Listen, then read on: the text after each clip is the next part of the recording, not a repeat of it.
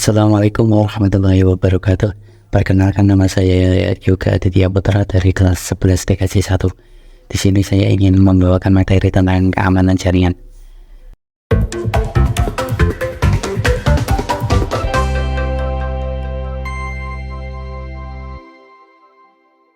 Apa sih itu keamanan jaringan? Keamanan jaringan terdiri dari kebijakan dan praktik yang diterapkan untuk mencegah dan memantau akses yang tidak sah, penyalahgunaan, modifikasi, atau penolakan jaringan komputer dan sumber daya yang dapat diakses jaringan. Di dalam keamanan jaringan ada beberapa macam. Satu, ada physical security, yaitu suatu keamanan yang meliputi seluruh sistem beserta peralatan, peripheral, dan media yang digunakan. Biasanya seorang penyerang akan melakukan wiretapping atau proses pengawasan dan penyadapan untuk mendapatkan password agar bisa memiliki hak akses. Dua, ada personal security, yaitu keamanan yang berhubungan dengan orang atau personal, seperti mengidentifikasi user atau username dan password. Tiga, ada communication security, yaitu keamanan dari data dan media serta taktik komunikasi. Empat, ada operational security, yaitu keamanan yang digunakan untuk mengatur dan mengelola sistem keamanan. Selanjutnya ada security attack model. Satu, ada intrusion.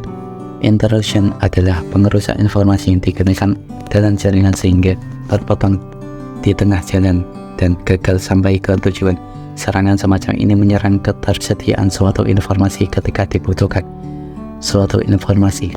Contohnya yaitu DOS atau serangan terhadap sebuah komputer atau server di dalam jaringan internet dengan cara menghabiskan sumber resource yang dimiliki oleh komputer tersebut sampai komputer tersebut tidak dapat menjalankan fungsinya dengan benar. Dua, ada interception. Interception adalah seorang yang tidak memiliki hak akses, bisa berupa user, program, atau komputer penyusup untuk mengakses sistem yang ada. Ini adalah serangan terhadap data yang sensitif suatu jaringan. Contohnya yaitu wiretapping atau penyadapan, suatu kejahatan yang berupa penyadapan saluran komunikasi khususnya jalur yang menggunakan kabel. Ketiga, ada modification. Modification adalah pihak yang tidak memiliki hak akses, tidak hanya bisa menyusup ke sistem, dapat juga mengubah isi aset. Serangan semacam ini menyerang terhadap pengubahan suatu informasi.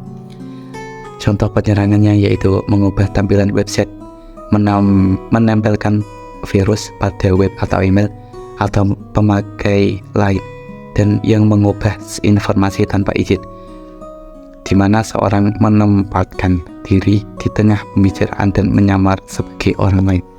Empat, ada fabrication. Fabrication adalah seseorang yang tidak memiliki hak akses memasukkan suatu objek palsu ke dalam sistem yang ada. Serangan ini menyerang keaslian suatu informasi.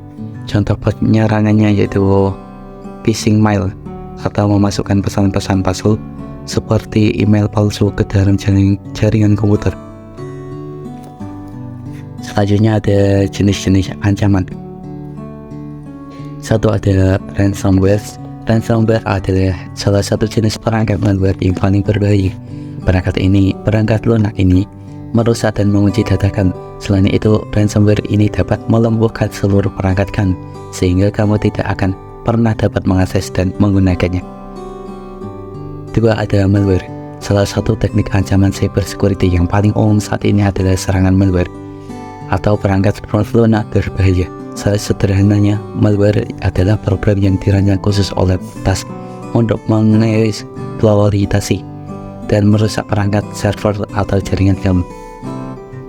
Selanjutnya ada phishing. Phishing adalah jenis kejahatan dunia maya di mana korban ditipu untuk membocorkan informasi sensitif seperti detail atau kartu kredit melalui email, panggilan telepon, atau pesan teks. Dalam penyerangan ini, pelaku menyamar sebagai badan hukum dan mengirimkan pesan yang berisi URL atau website yang didesain agar terlihat resmi dan profesional. Selanjutnya ada spoofing. Spoofing adalah tindakan seorang hacker yang menyamar sebagai seseorang yang kamu kenal untuk melakukan berbagai tindakan kriminal.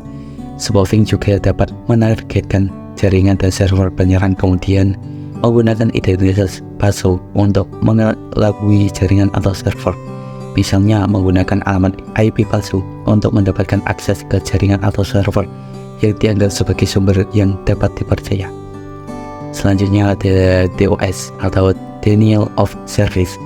Denial of Service adalah jenis serangan cyber yang menyerang komputer atau jaringan sehingga tidak dapat menanggapi permintaan. Selanjutnya ada MITM atau Man in the Middle. MITM terjadi ketika seorang hacker memulai transaksi antara dua pihak setelah mengganggu lalu lintas data dapat disaring dan dicuri. Jenis serangan ini biasa terjadi ketika pengguna internet terhubung ke jaring internet melalui jaringan wifi publik yang tidak aman. Peretas memanfaatkan situasi ini untuk mendorong diri mereka sendiri antara pengguna dan jaringan, kemudian menggunakan malware untuk menginstal perangkat lunak dan menggunakan data kamu secara ilegal. Selanjutnya ada serangan kata sandi. Dengan memasukkan kata sandi yang benar, seorang cyber dapat memperoleh akses ke banyak informasi. Rekayasa sosial adalah jenis serangan kata sandi yang oleh data insider disebut sebagai strategi serangan keamanan siber yang menggunakan interaksi manusia untuk melanggar rantai keamanan standar. Serangan kata sandi lainnya juga dapat dilakukan dengan mengakses database kata sandi atau mendapat kata sandi orang. Els confide ini Conle Propria Power. Sekian dari saya, bila ada salah kata mohon dimaafkan.